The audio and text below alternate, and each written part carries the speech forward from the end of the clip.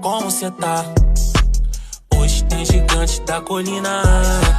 Tô na barreira, pode brotar. Traz a tua amiga vascaína, minha torcida.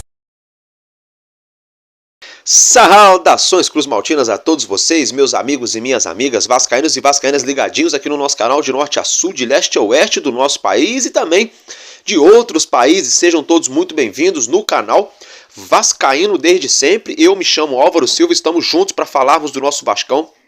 Já peço para cada um de vocês que ainda por algum motivo não se inscreveram ou chegaram aqui pela primeira vez, aperta o botãozinho escrito inscrever-se, pronto, já está inscrito no nosso canal, já está ajudando muito o nosso crescimento. E também aí deixa o seu like, né, para ajudar o YouTube a recomendar o nosso conteúdo para mais pessoas. Dito isso, sem muita enrolação, vamos direto ao que nos interessa, que é falar do nosso Vasco. Galera, é o seguinte...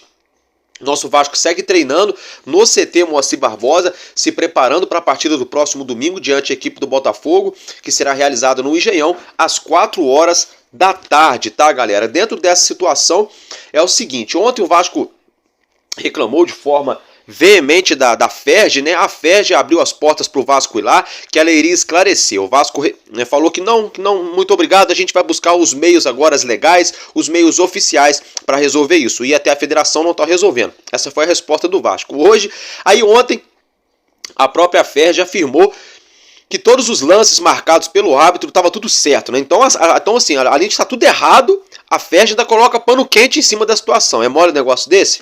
Aí ontem mesmo à noite saiu a notícia de que o Vasco só vai entrar em campo no Campeonato Carioca com uma seguinte exigência: o Vasco agora só jogará se tiver árbitro FIFA para apitar as partidas do Vasco, e tem que ser árbitro de fora do Rio de Janeiro, não pode ser da Federação Carioca, tem que ser árbitro FIFA, mas que seja de qualquer estado, menos do estado do Rio de Janeiro. Com isso, hoje a própria FERJ já respondeu também, sempre com aquela mesma historinha, deixamos as portas abertas para os clubes, e aquele mimimi de sempre, né?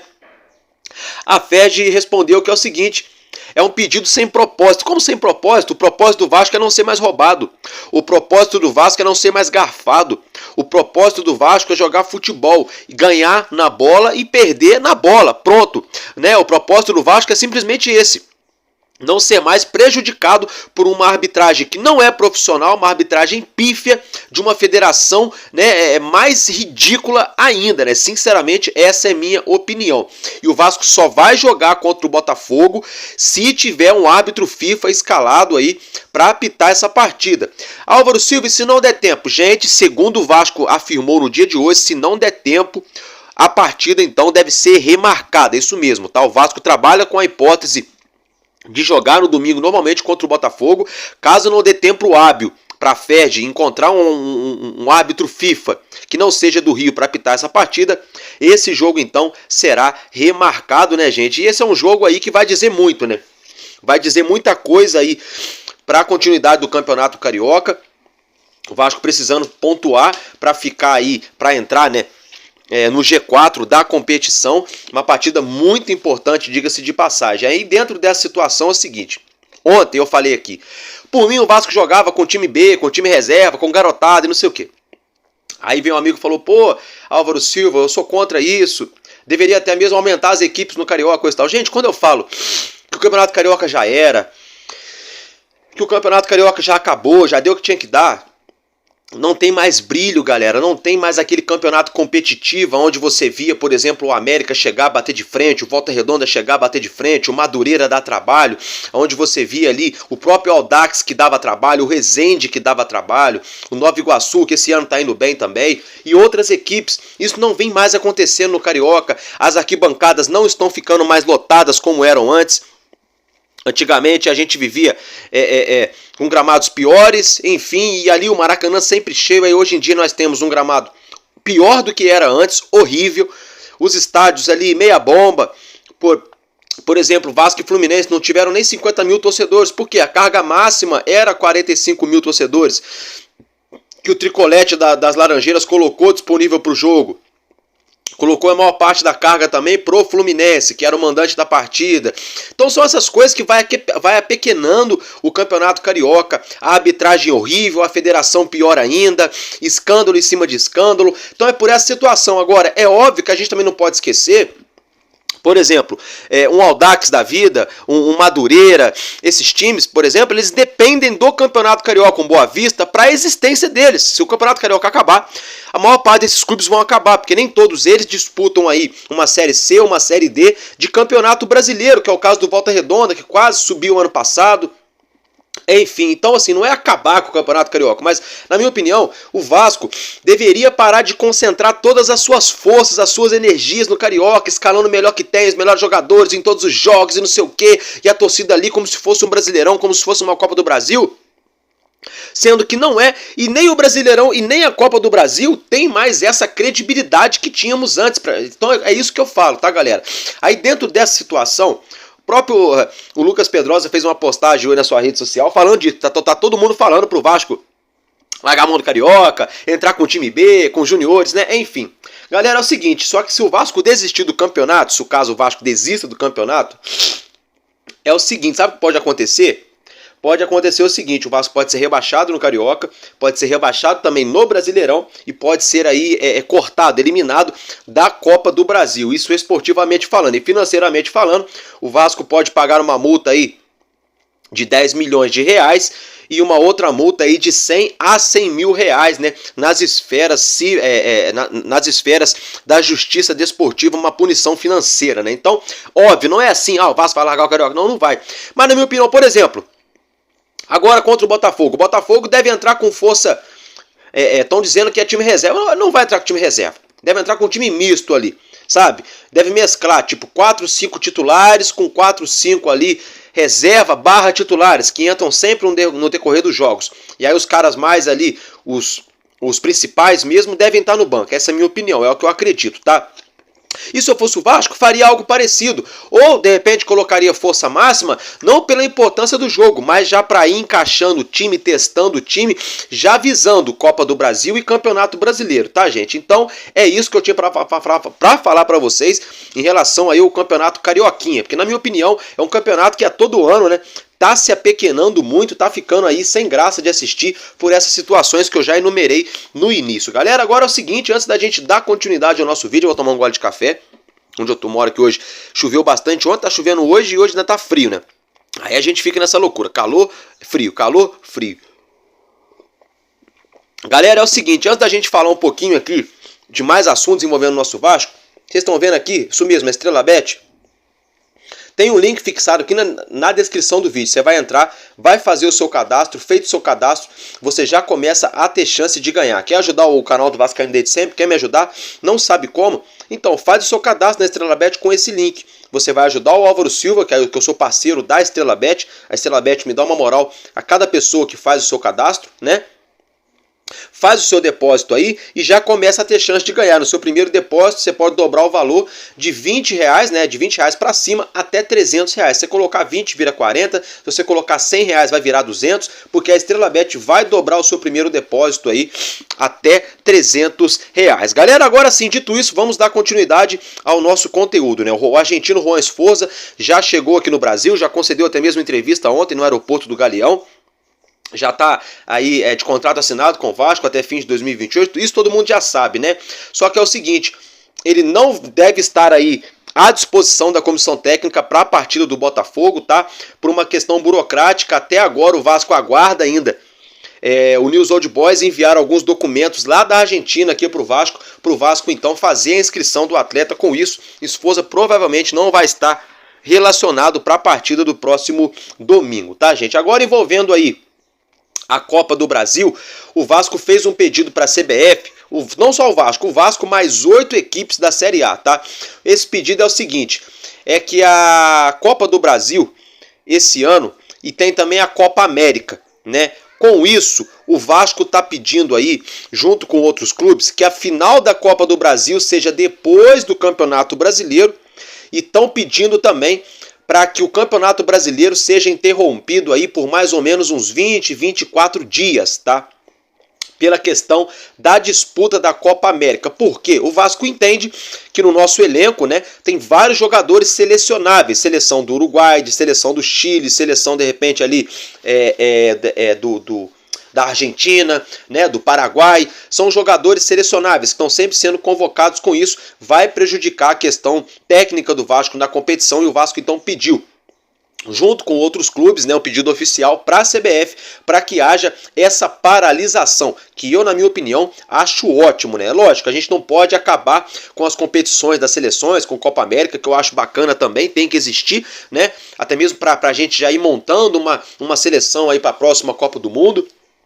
Mas, por outro lado, também atrapalha muito na questão técnica do nosso clube. Não atrapalha só o Vasco, por exemplo, atrapalha até mesmo um Real Madrid, um Barcelona, um Bayern de Munique, um PSG. Por quê? Porque você tira as estrelas, né, dos times, né? Você tira os principais jogadores das equipes. Por exemplo, lá na França tem um imbróglio muito grande envolvendo as Olimpíadas de Paris, que o governo da França pediu para a Federação Francesa, né, convocar o Mbappé, porque ele é o principal nome da seleção francesa para as Olimpíadas, né? Aí já no PSG já tem um desconforto. O PSG não tem aquela obrigação de liberar, não sabe se libera ou não.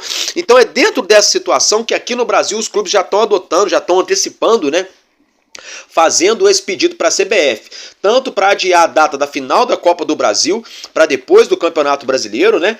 E também para essa questão aí envolvendo a Copa América, que eu concordo, eu assino embaixo. E mais uma vez, o Vasco sendo pioneiro, né? O Vasco sendo o primeiro time aí a pedir lá na CBF que aumente aí de 7 para 10 estrangeiros para a gente disputar no Campeonato Brasileiro. Outro dia até um internauta veio aqui no nosso canal e falou: ah, Álvaro, o Vasco tem que parar de contratar gringo, tem que trazer jogador brasileiro, porque não sei o que. Eu falei: olha, amigo, sinceramente eu não ligo, né? O Vasco pode ter 20 gringos no elenco, se o time jogar bem e ganhar títulos, e eu não tô nem azul, pode ser japonês, pode ser chinês, pode ser angolano, nigeriano, argentino, americano, eu não ligo, desde que o jogador seja bom de bola, é o que me importa. Aí o amigo falou assim: Álvaro, mas tem um limite de atletas que podem ser relacionados. Então, dentro desse limite, galera, é isso mesmo. Agora o Vasco já pediu lá na CBF para que seja para 10 jogadores. Não só o Vasco, o Atlético Paranaense, o São Paulo e outros times depois acabaram acompanhando a ideia do Vasco, né? E a CBF vai acatar, porque se você não tiver estrela, não tiver talentos entrando dentro de campo, sejam brasileiros ou de fora do Brasil, você não tem um campeonato de qualidade. Automaticamente, se você não tem qualidade dentro do campo, você perde, né, em relação ao valor do produto. O produto fica desvalorizado, então é um tiro no pé se a CBF não autorizar esse tipo de situação. Galera, agora já virando a chavinha, né? Mudando um pouco aqui de assunto, é o seguinte, quero deixar aqui o registro hoje, meus parabéns para esse cidadão aí, essa figura que vocês estão acompanhando a imagem dele na tela, que é o nosso querido Bebeto de Freitas, né, gente?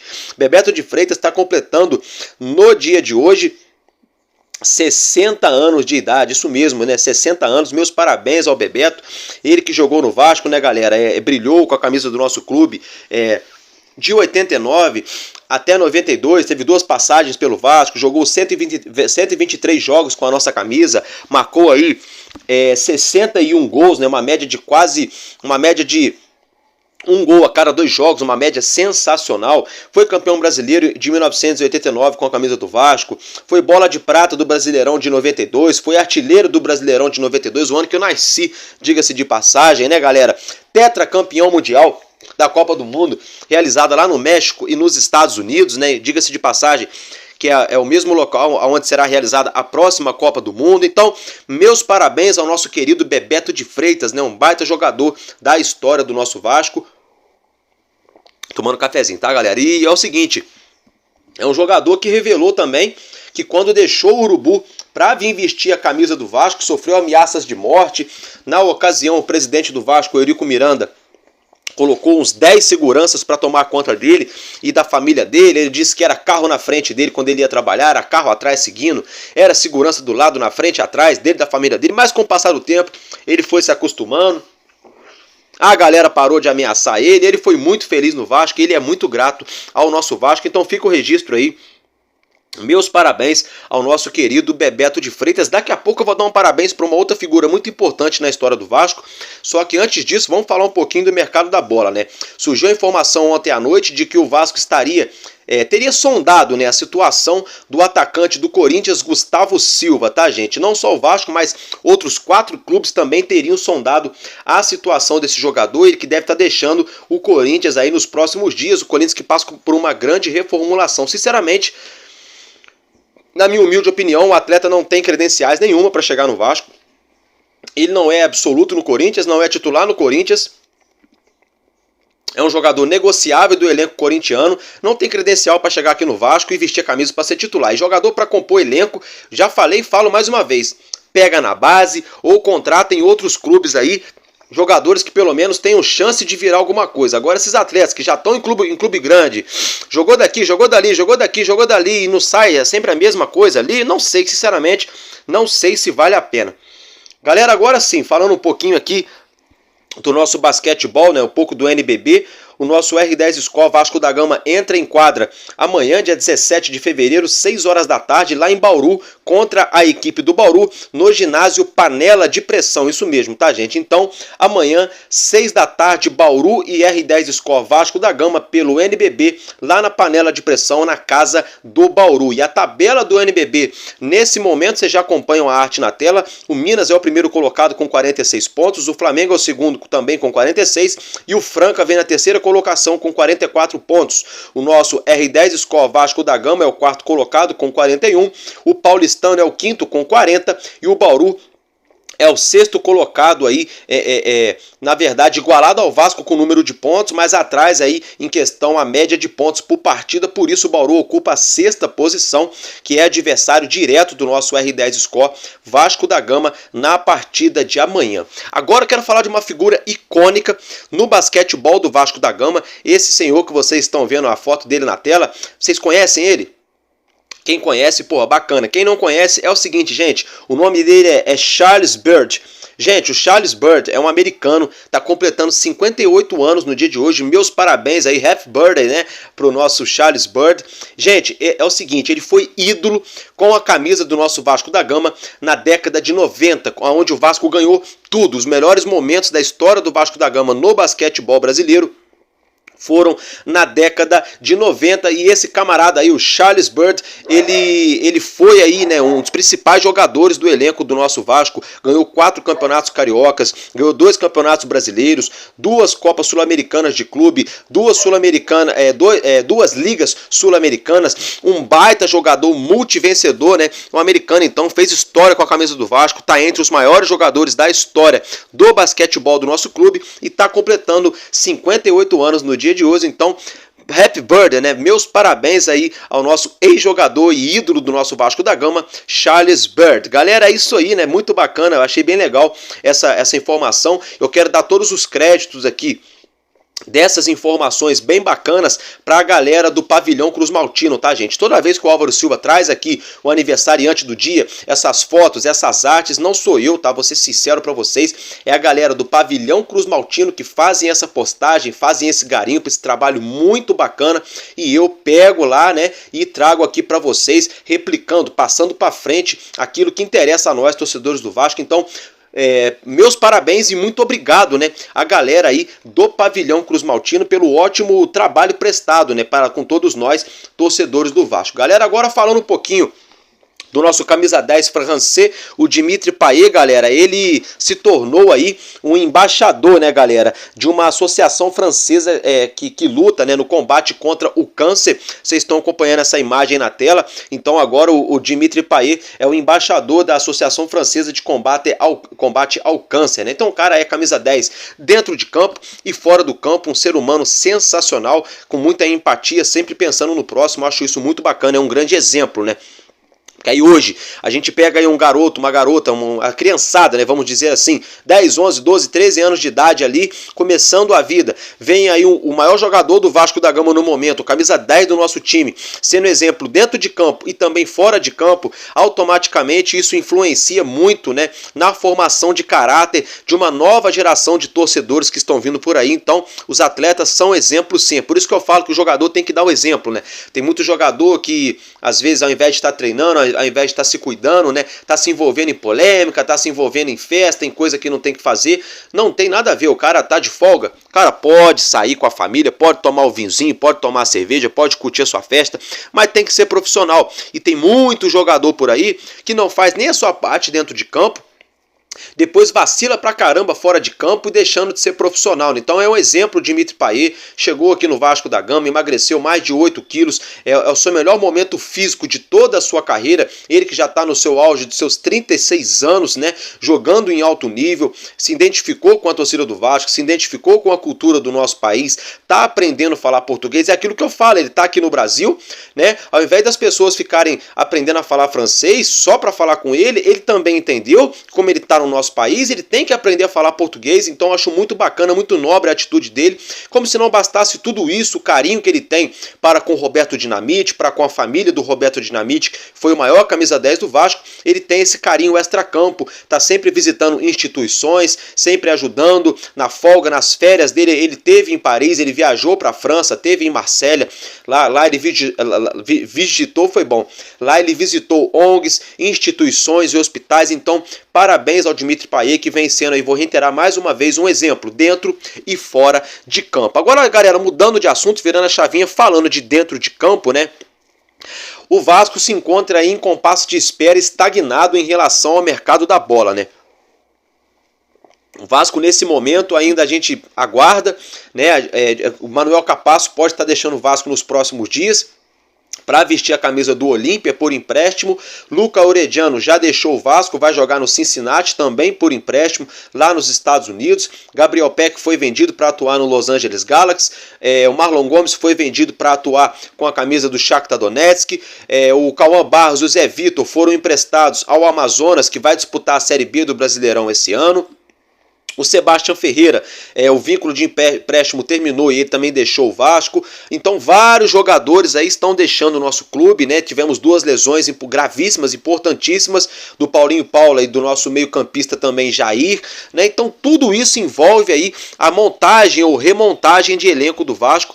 O Vasco hoje precisa sim de mais um jogador ali para o meio-campo, para a parte de armação, não para a parte de volância, mas aquele cara ali, camisa 7, camisa 10, vamos dizer assim, que joga de meia, né? Meia direita ou meia esquerda, que saiba jogar também centralizado. O Vasco precisa de mais um cara assim. O Vasco precisa de um ponta esquerda, né? E também aí de um ponta direita, que das prioridades é um pouco a que menos precisa. Que temos aí o Adson, temos o Rossi. Então também não é tão o fim do mundo a ponta direita, mas em questão de elenco, precisamos sim de um ponta direita, um ponta esquerda urgentemente e mais um atacante, né? Ou para fazer dupla com o Verratti, assim como o David vem jogando fazendo dupla com o Verratti, ou até mesmo para ser o substituto imediato do nosso centroavante argentino, né? Porque não dá para contar só com um jogador para uma temporada inteira aí. 38 jogos do Brasileirão, se o Vasco avançar na Copa do Brasil, são mais não sei quantos jogos pela Copa do Brasil. Então com isso o Vasco segue no mercado, a gente sabe que tem um desconforto muito grande, o Alexandre Matos pede jogadores, mostra jogadores, mapeia jogadores, busca jogadores, a 777 Partners sempre muito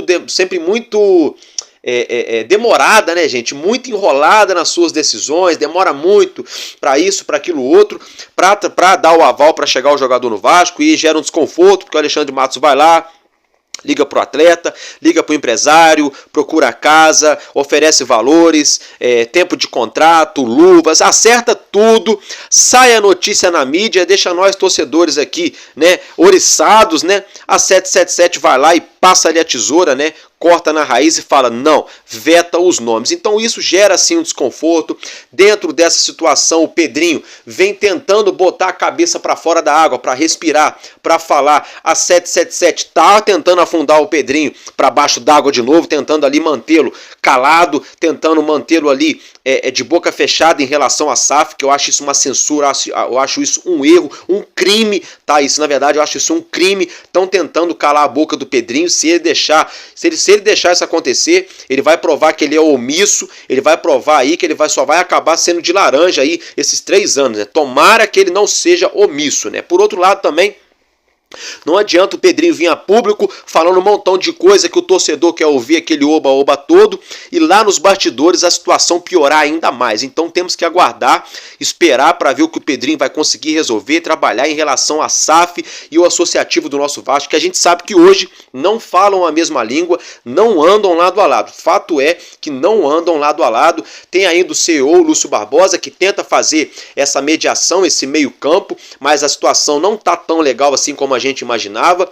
Tem a questão também das cadeiras do Conselho da SAF, que o Pedrinho tem que nomear alguém e até agora ele não escolheu a pessoa para ser nomeada para essa cadeira, né? Enfim, tudo isso, né, acaba sim influenciando na parte política do clube, que automaticamente influencia na parte esportiva do clube, na montagem de elenco. Então vamos aguardar, né, vamos torcer para que cheguem reforços no Vasco. A gente viu há poucos dias aí a situação do Duqueiroz não poder chegar no Vasco pela 777 ter sede nos Estados Unidos, e ele na ocasião pertence ao clube ali, o Zenit, que é gerido pela Gazprom, uma estatal do governo russo. Isso atrapalhou, gerou um ruído muito grande entre a SAF do Vasco e a torcida do Vasco. Duqueiroz acabou acertando com o Grêmio, aí depois vimos aí o Vasco muito próximo de acertar com o Pedro Henrique, depois mais uma vez a 777 foi lá, vetou, não deixou o Vasco contratar o jogador. Ele está muito próximo de acertar com o Corinthians, de ser anunciado pelo Corinthians, pelo Corinthians, melhor dizendo. Tivemos também a situação de Breno Lopes, que a SAF entendeu que eram valores muito altos, mais de 20 milhões de reais, para pegá-lo por empréstimo. Eu também achei muito caro esse valor. O Palmeiras não endureceu, gente. Palmeiras, tempo atrás, chegava aqui no Vasco, levava jogador titular nosso, em definitivo, por 10 milhões de reais. Agora, para emprestar um jogador pro Vasco, estão pedindo 20 e poucos milhões. É assim que a gente vê como é que funciona. No futebol, não tem amizadezinha com clube nenhum. Não tem amizadezinha com clube nenhum, tá? Cada um só vê o seu próprio umbigo, o seu próprio interesse. É por isso que eu falo que o Vasco tem que esquecer que esse negócio de amizade com o Palmeiras, com o Grêmio, isso aí deixa para arquibancada, pra torcida organizada, pra galera que apoia. Dentro de campo, nunca teve isso e não é agora que ia ter. Vou ser bem sincero pra vocês, né? Querem ver um exemplo? Se amanhã ou depois a Leila Pereira vier colocar um dinheiro aqui no Vasco, ela não vai misturar as coisas. Não vai misturar as coisas, porque senão vai dar problema com ela lá no Palmeiras também. Então uma coisa é uma coisa, outra coisa é outra coisa. Agora, voltando ao assunto do mercado da bola, vamos aguardar. Agora, fato é que o Vasco mapeou jogadores para volância, para meio campo e para o ataque, tá? 95% desses atletas não chegaram no nosso Vasco, e aí no automático os outros clubes do futebol brasileiro que não têm criatividade, que não tem um departamento de futebol afiado com o scout ali bom para procurar jogadores no mercado, eles simplesmente vão nos jogadores que o Vasco começa a procurar, né? Então já percebi isso, parece que tem clube que vive literalmente, entre aspas, das migalhas, né, do resto do Vasco, né? O Vasco vai lá, especula, busca o atleta, a contratação não acontece, ou no meio da negociação o outro clube fica sabendo pela mídia e vai lá para atravessar a negociação, e a 777, que não gosta de se envolver em leilão, tira o corpo fora, que eu também concordo com isso, vai ficar valorizando um atleta que às vezes nem vale isso tudo, né? Porque chegaram outros clubes, entre aspas, interessados. Aí não vale a pena você entrar num leilão, você vai pagar no final das contas 3 vezes mais o valor que valeria um jogador, né? Só sei que tá ficando escancarado. O Vasco procura jogadores, a 777 veta os jogadores, aí a gente vê os nossos rivais se reforçando com os atletas que poderiam vir pro Vasco, né? E o Vasco aí já estão quase entrando em março, né? Não temos até hoje, né? Até hoje, aí um ponta esquerda, um outro cara para jogar de meia armador, um outro atacante. Precisamos de jogadores para compor o nosso elenco. Agora, galera, antes da gente estar finalizando, eu quero estar deixando o meu registro aqui sobre 2 atletas que chegaram no Vasco, né? Um deles eu falei para vocês, vocês poderiam me cobrar, eu sei que é cedo ainda, que é o João Vitor, o zagueiro, né? Tá jogando muito. Quem acompanha meu canal aqui, eu banquei lá atrás. Eu falei, olha, eu não concordo com o valor que a SAF gastou. Agora, se ele chegar no Vasco e arrebentar, eu ainda falei, ele vai arrebentar. Ele vai ser o xerifão da zaga do Vasco. Tá jogando muito bem. João Vitor jogou contra times pequenos, foi muito bem. Jogou nos clássicos, foi melhor ainda. Teve um imbróglio ali do pênalti contra o Urubu? Teve. Polêmico, ok. Teve a questão do terceiro amarelo que ele levou? Também foi polêmico, o árbitro ali malucão na partida. Mas tirando essa situação, tecnicamente, um baita jogador, tá jogando muito, né? Então, parece, acredito eu, que até o meio do ano o João Vitor já se paga, né? Ele já se paga aí pelo que ele vem mostrando tecnicamente dentro de campo. Um outro atleta que eu não fiz juízo de valor dele quando ele chegou aqui no Vasco, eu falei, vou esperar ele entrar em campo, porque é o Pablo Galdames. Por quê? Porque eu ainda falei, se for o Galdames que jogou lá no Vélez Sarsfield, na Argentina, quando o Orediano estava começando a jogar, que arrebentou na Argentina, vai ser um baita jogador pro Vasco. Agora, se for o Galdames, que estava no Genoa, que não deu certo, que jogou na Cremonese, que não deu certo, que rodou lá na Itália, né, e ficou ali figurando time reserva e titular ali, entrava no segundo tempo, não vai ajudar o Vasco.